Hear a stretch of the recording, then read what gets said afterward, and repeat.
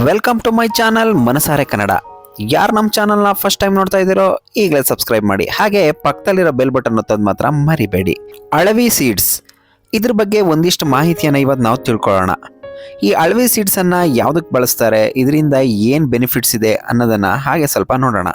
ಅಳವಿ ಸೀಡ್ಸ್ನಲ್ಲಿ vitamin A, vitamin C, vitamin E ಹಾಗೂ fibre, protein ಎಲ್ಲವೂ ಕೂಡ ಹೆಚ್ಚಾಗಿರುತ್ತೆ.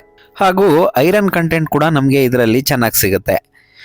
ಜೀರ್ಣ ಸಂಬಂಧಿ ಸಮಸ್ಯೆ, ರಕ್ತಹೀನತೆಯ ಕೊರತೆ ಇರುವವರು ಇದನ್ನು ತೆಗೆದುಕೊಳ್ಳೋದ್ರಿಂದ ತುಂಬ ಉಪಯೋಗವಾಗುತ್ತೆ. ಹಿಮೋಗ್ಲೋಬಿನ್ ಕಡಿಮೆ ಇರೋರು ಈ ಬೀಜವನ್ನು ಬಳಸ್ಬೋದು.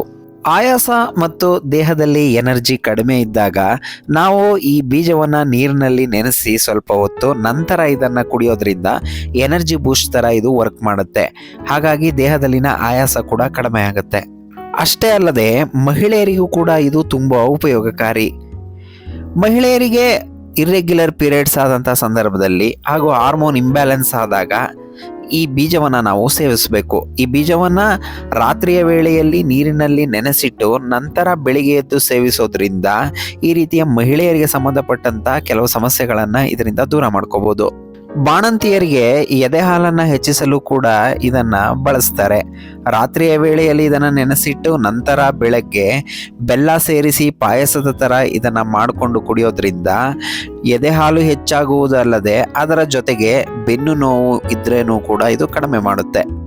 ಬೆಲ್ಲ ಸೇರಿಸಿ ಪಾಯಸ ಮಾಡಿಕೊಂಡು ಕುಡಿಯೋದ್ರಿಂದ ಬೆನ್ನು ನೋವು, ಸೊಂಟ ನೋವು ಹಾಗೂ ನಿಶ್ಶಕ್ತಿ ಕೂಡ ಇದರಿಂದ ನಿವಾರಣೆಯಾಗುತ್ತೆ.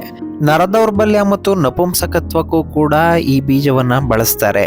ಈ ಬೀಜವನ್ನು ಬಳಸೋದ್ರಿಂದ ಮೆದುಳು ಚುರುಕಾಗುತ್ತೆ. ಅದಕ್ಕೋಸ್ಕರನೇ ಗರ್ಭಿಣಿಯರಿಗೆ ಕೊಡ್ತಾರೆ ಇದನ್ನು. ಶ್ವಾಸಕೋಶದ ಸಮಸ್ಯೆ, ಉಸಿರಾಟದ ಸಮಸ್ಯೆಗೂ ಕೂಡ ಇದು ಉತ್ತಮವಾಗಿದ್ದು ನಿದ್ರಾಹೀನತೆಗೆ ಇದು ಒಳ್ಳೆಯ ಮೆಡಿಸನ್ ಅಂತ ಹೇಳ್ಬೋದು. ಯಾಕಂದರೆ ಈ ಬೀಜವನ್ನು ಸೇವಿಸಿ ನೋಡಿ ಗಾಢ ನಿದ್ದಿಗೆ ಜಾರೋದಂತೂ ಗ್ಯಾರಂಟಿ. ಮೂಳೆ ಮುರಿತಕ್ಕೆ, ಯಕೃತ್ನ ಸಮಸ್ಯೆ ಇದ್ದರೆ, ನೆನಪಿನ ಶಕ್ತಿ, ಮಲಬದ್ಧತೆ, ಐರನ್, ಹಿಮೋಗ್ಲೋಬಿನ್ ಕಡಿಮೆ ಇದ್ದರೆ ಸಮಸ್ಯೆಗಳು ನಿವಾರಣೆಯಾಗುತ್ತೆ. ಹಾಗಾಗಿ ಅಳವಿ ಬೀಜವನ್ನು ನಾವು ಈ ರೀತಿಯಾಗಿ ಬಳಸಿ ಉಪಯೋಗವನ್ನು ಪಡ್ಕೋಬಹುದು.